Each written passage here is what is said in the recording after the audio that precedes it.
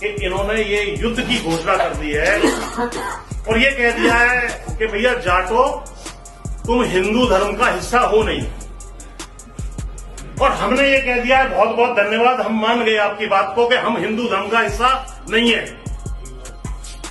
हम जो हिंदू जाट तथाकथित ये कहते हैं हम जाट हैं, हम सिख जाट भी हैं, हम मुसलमान में भी हैं, हम हिंदू में भी हैं।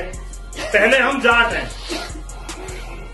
और अगर आप ये कहते हो कि 35 ग्राम में आप खुद ही तोड़ रहे हो, खुद ही काट रहे हो और खुद ही बांट रहे हो, तो हम कहते हैं कि भैया ठीक है, हमने हिंदू धर्म का हम हिस्सा नहीं है, जो हिंदुओं में जाट है कम से कम। तो अब पहला जो है रेस के रूप में अपने आप को एकजुट करो कि हम एक अलग नस्ल है, हमारा डीएनए एक है, चाहे किसी धर्म में वो।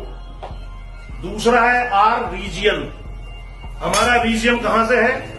हमारा रीजियन पाकिस्तान के पंजाब से लेकर के गंगा तक है और जम्मू से लेकर के राजस्थान तक है, राजस्थान के दक्षिण में 2-3 जिलों छोड़ करके ये आपका रीजियन है। इस रीजियन में आपके पुरखे कब से बसे हुए हैं? जब ये रीजन के टुकड़े, ये पाकिस्तान होगा, ये हिंदुस्तान होगा, ये पंजाब होगा, ये हरियाणा होगा, राजस्थान, पश्चिम यूपी होगा, ये किसने बनाए?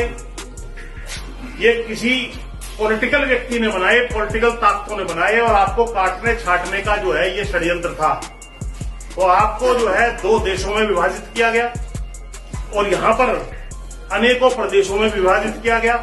जाट आज की तारीख में हिंदू में भी है, मुसलमान में भी है, सिख में भी है और बिश्नोई जाट भी है। लगभग 70-80-90% वहां भी जो है जाट ही है। तो ये जो षड्यंत्र आपको 2 देशों, 3-4 धर्मों और 12-13 प्रदेशों में पाकिस्तान समेत किया गया है, ये तमाम लकीरों को मिटाने का वक्त आ गया है, क्योंकि इसके आगे जो बटने वाला है वो आपका सर्वनाश होना है, नस्ल बीज नाश होना है आपका। तो आप सब लोगों को इस सारे इलाके को एकजुट करते हुए आप इस इलाके का कुछ नाम रखो।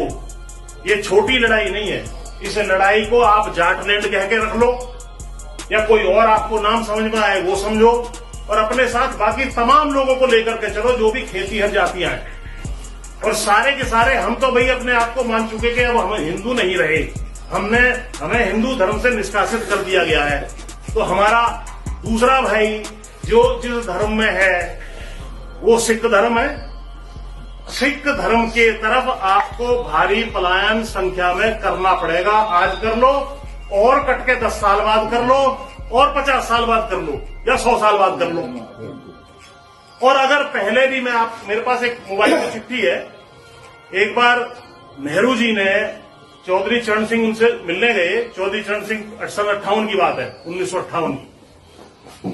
तो नेहरू जी ने किसी बात पे ऐसे चिढ़ाते थे लोग, तो भैया कह दिया था भाई चौधरी साहब आप ज्यादा जाटपना मत दिखाए। तो उन्होंने लंबी चौड़ी चिट्ठी उनको लिखी, उसमें एक सेंटेंस ये भी है कि ये जो तुम जाट कह के हमें तंग करते हो, परेशान करते हो, इसकी वजह से पाकिस्तान में और जो ये पंजाब ज्वाइंट पंजाब था उस वक्त का 1890 से लेकर 1930 के 40 साल के पीरियड के अंदर ही 56% हिंदू जाट सिख बन गया या जो है मुसलमान धर्म में चला गया।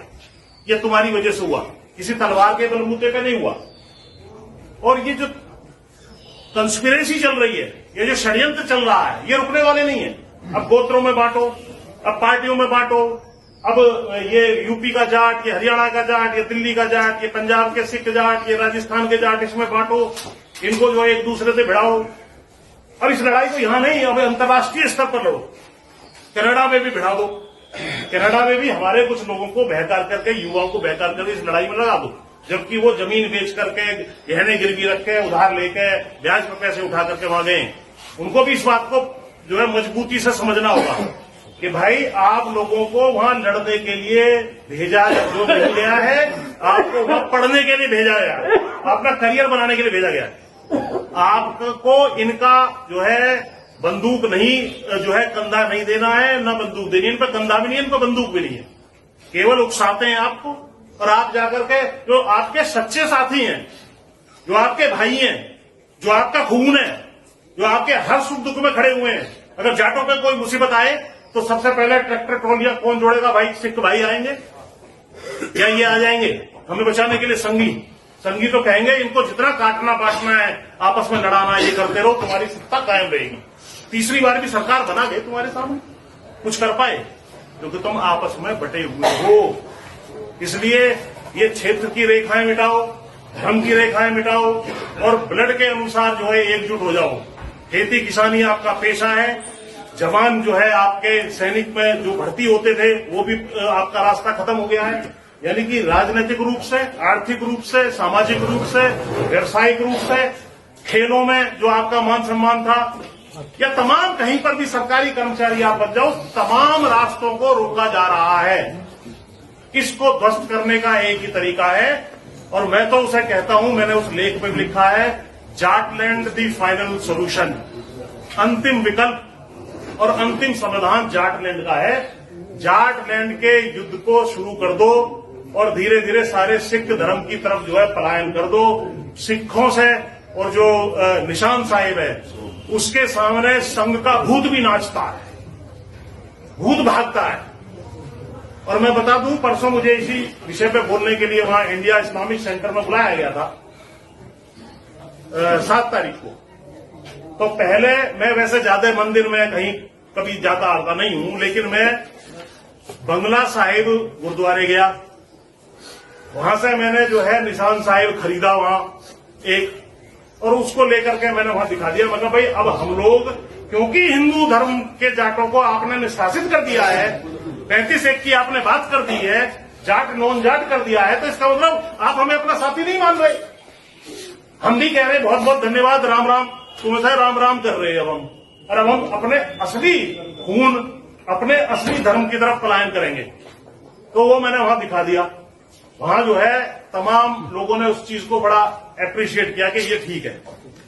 और ये चीज भी मुसलमानों में जा चुकी कि भैया आपको इस इलाके में कोई आपकी रक्षा कर सकता है तो वो जाट ही कर सके, और तुम्हारी रक्षा भी कोई नहीं कर सकता।